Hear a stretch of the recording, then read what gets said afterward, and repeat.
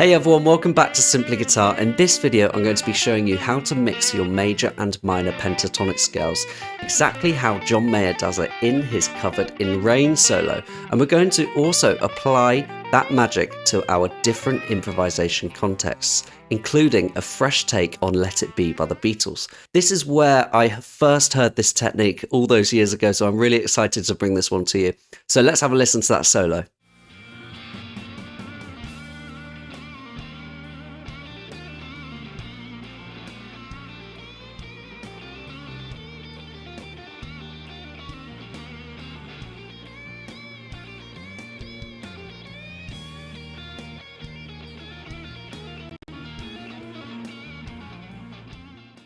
Okay, let me loop around the chords for this and then we'll look at what's happening. And please do this at home as well, it'll be really useful for you. So we're playing an E flat major 7 in an A shape, and then we're going to a B flat major 7, also in an A shape. So let me loop this around, right? It's just two chords.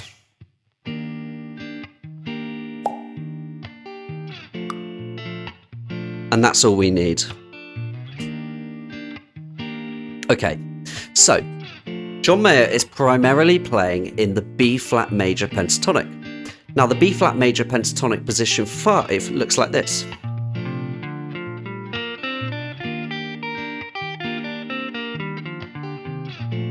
Now you may recognize this as being similar, or in fact exactly the same as the G minor pentatonic first position, right?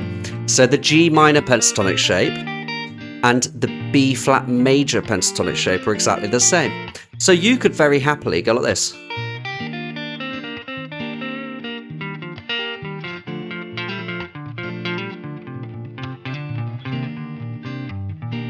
Yeah, we're playing in B flat major there.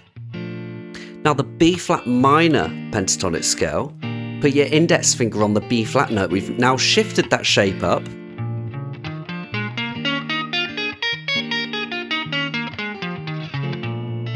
There's a bit more tension in there, isn't it? And that's because that minor third there, okay, instead of the major third that we have in that major pentatonic scale.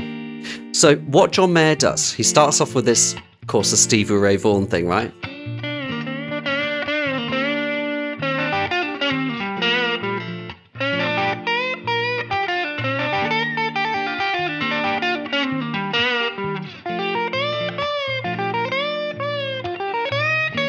And then he's into that minor blues scale.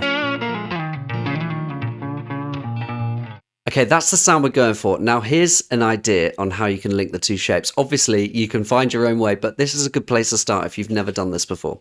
So you could use this shape, just bearing in mind that we're still in this kind of B flat major pentatonic shape, right? Now I want you to play this. So it's going to go 3, 5, 3, 5, and then slide up to 7. And then we're going to go 6, 8, and then 6. Okay, and you can see I'm landing with my index finger there. So we're going like this. 3, 5, 3, 5, 7, 6, 8, 6. Okay, and what we're doing, all we're doing is climbing up from the first position to the second position of that minor pentatonic. Obviously, this is the 5th position and the first position of the major pentatonic, right? Sorry if I'm confusing you here. But just think about these two pentatonic shapes that you've hopefully learnt already. Once you hit that note, you're now in the minor scale, right? So we're starting off in the major pentatonic, walking up, pivot into that minor pentatonic scale. So if I put it back on, try and give it a go. So we might do it just a simple lick like this. And then walk up. Now turn around.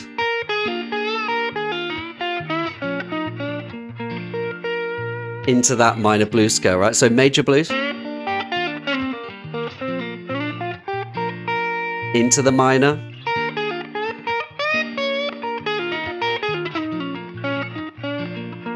And then back into the major.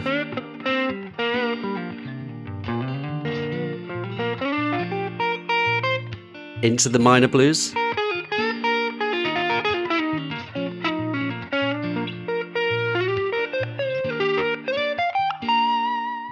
Okay, so hopefully you understand the basic concept by now, and what we're going to do is apply it to a different musical context, and I think this really helps solidify the learning in your brain. It just really helps. So let's have a look. So let me play you through the Let It Be solo normally, and if you haven't learnt this one normally, this is a really good one for you to do. Let me play it for you. Here we go.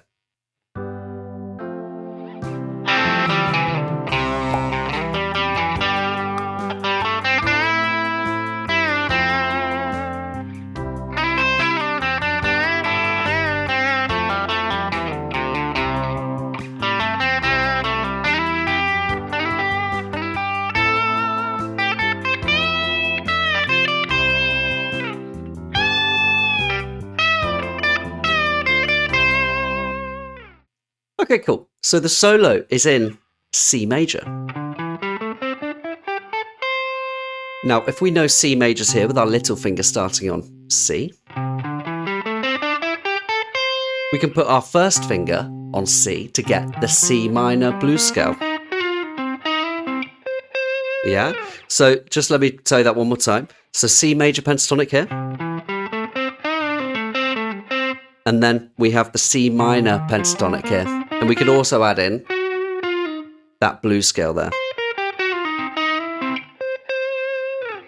Now let's have a go. If I just improvise this solo again, but I'm going to show you that same linking idea that we did before and see if you can have some fun with this at home. So here we go. So I'm starting off in the major pentatonic.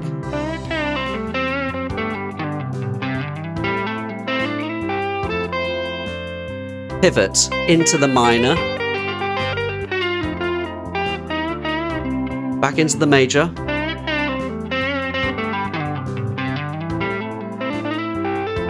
Into the minor.